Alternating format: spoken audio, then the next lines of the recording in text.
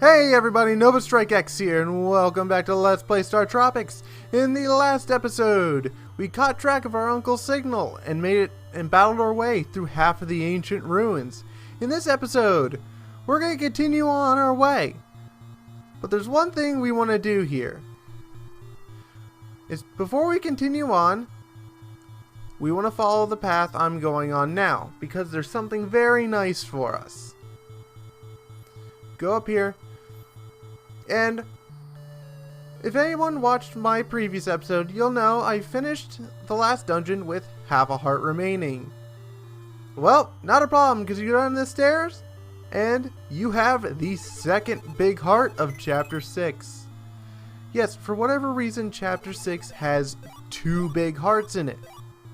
I'm not complaining. This fully heals me from half a heart up to 13, I believe I have. So, either way, very, very nice. So, we want to head back. Now that our little detour is done, we actually want to head back towards where the last dungeon dropped us off. Because we actually walked past the required path. Ignore that there. And we want to go up this way. And that big heart, my first time playing this part of the game, I actually completely missed it. So we go up through here. And we find a melted bowling ball. What is this big rock? It looks like metal melted by some great heat. It has 3 holes where something used to be. Some strange cipher is inscribed here. But you can't read it. Not quite the archaeologist like your uncle, huh? So we go into here and we have the next dungeon of Chapter 6. So this dungeon confused me as a child. Or not as a child, but first time getting through here. You actually don't want to go up. If you go up, you're not going to find the way to progress. You actually want to go through this wall here. And where is it? It's one of these switches. There it is. So we go through here, and this is actually the way we need to go. So yeah, don't go up straight, even though like every dungeon in the game has you doing it, you don't want to do it. So they kind of expected that you wouldn't find that big heart, and they probably expected you to take some damage, so they start you off fairly easy. Well, in this room, we have an introduction of blades. Blades act a lot like the stakes from Bell's Cave, except they do more damage. Which sounds about right. And oh, here we have one of my favorite sub-weapons in the whole game. This is the asterisk. You fire it off, it shoots a pair of ninja stars, and then you press the attack button again, and they separate. So you can attack 2 enemies at one time. I love this weapon. So hit that. So this is the spike ball. Acts a lot like the iron ball from Bell's Cave, but again, just does a lot more damage. Jump through here. And we have gadflies. Of all the enemies they needed to recolor, why did they have to bring back gadflies? I don't like these things. I don't know a single person who does. Well, up there's not a required path. Actually, no, that is the required path. By killing the gash... I am an idiot. I'm used to the path that opens from defeating enemies to be the required path. So I didn't think that it was the optional path. Wow. So yeah, you actually don't have to kill the gadflies. You can just hit that switch, go up through here, and go to the next room. So jump, kill the flies. Bats. Apparently flies look like bats now. And these. Okay. These things suck. These are called fuzzy.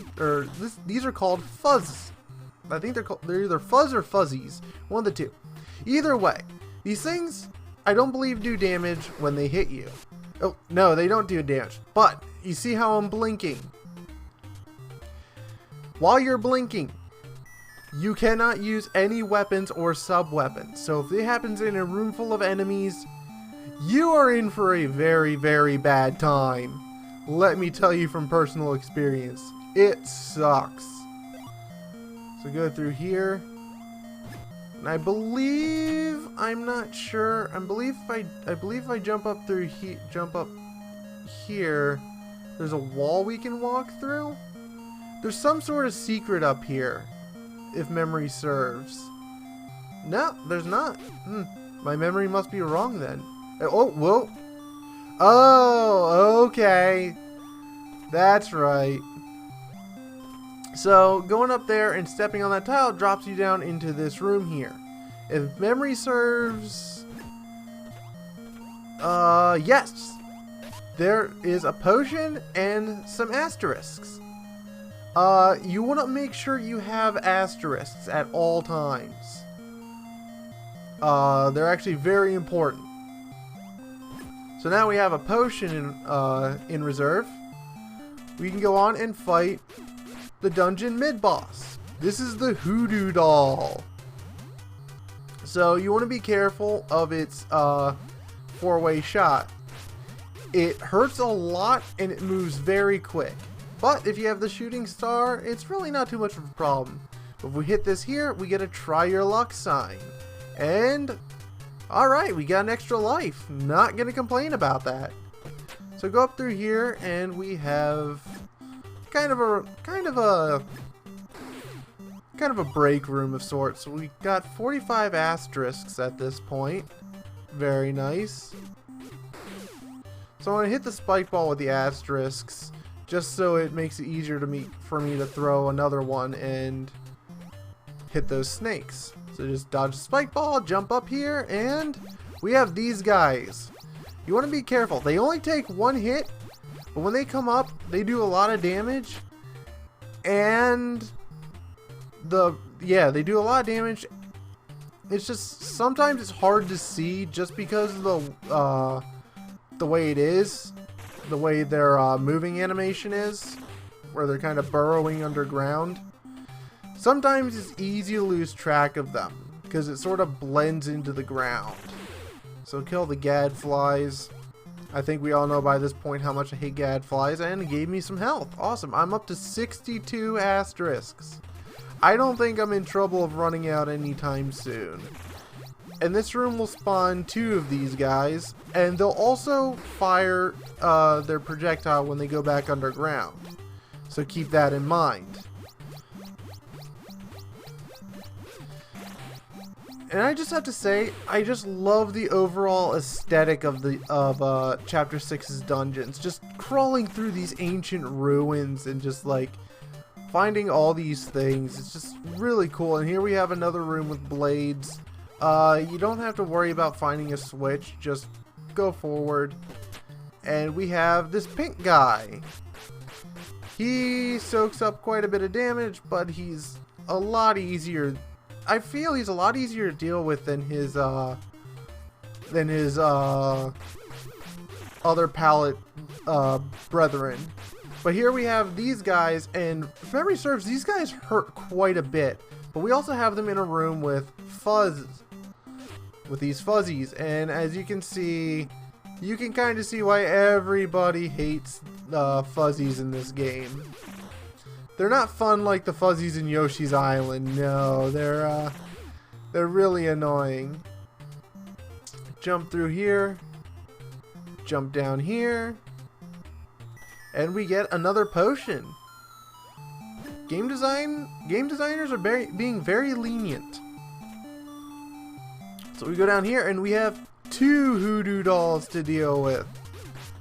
The only thing worse than dealing with 1 Hoodoo Doll is dealing with 2, because you have to worry about their line of fire intersecting, and that can be a major pain. So the big thing you want to do is you want to target 1. You want to target 1 and try and make it so it doesn't its line of fire does not intersect with the other one. So we took that one down, so now we can stop this stupid dancing. And we're done. Or are we? Yeah, from my tone, you can kind of tell there's something else. So what you want to do is you want to have your asterisk equipped. And say hello to the boss of the second dungeon, the statues of Twin Sumocho. The only way you can deal damage to them is with the asterisk and hitting the heads at the same time. This is why I said it was impertinent that you had some asterisks for the end of the dungeon. They're not really hard, it's just... Okay, one thing I do have to say that I dislike about Chapter 6 is the fact that the last bosses in each dungeon require you to have some of a certain sub-weapon left over, or else you can't damage the boss. That kind of bugs me on a game design level, because if you have to use the sub-weapon for range and then you don't have them for the boss, you're kind of screwed. Well, then again, that's probably the game designer's way of saying, don't suck at the game. Excuse me. Like I have been doing. So here we see a crater through which that big melted hunk of rock came crashing down through. So we want to follow this path. And... oh wait, screen transition comes first. And who's this guy? Hey Mike, it's me, Uncle Steve. You found me. You stand speechless. He looks very much like your father. Uncle, are you alright? Yes, I'm alright, but you're fantastic. I'm very proud of you, Mike. Let me tell you what happened. Listen carefully. A month ago, I found a big rock in these ruins. I think you know the one. I decoded the cipher. It told of an incredible story. On a faraway planet called Argonia, the Argonians battled evil aliens. So lizard people battling aliens. Gotcha. The Argonians were all but destroyed. They sent their last escape pod to Earth. Mike, the rock you saw is the burned remains of that escape pod. And the pod was carrying 3 powerful magic cubes. They are very important. The evil aliens chased those magic cubes to Earth and abducted me to get at them. The story's complicated. Do you want me to repeat it? Nah, I think I'm good. The aliens forced me to reveal the location of the magic cubes. I'm ashamed. I was too weak. Now they've taken them from the big rock. The magic cubes must have been sent to Earth for a reason. Mike, please get them back from the evil aliens. You respond bravely.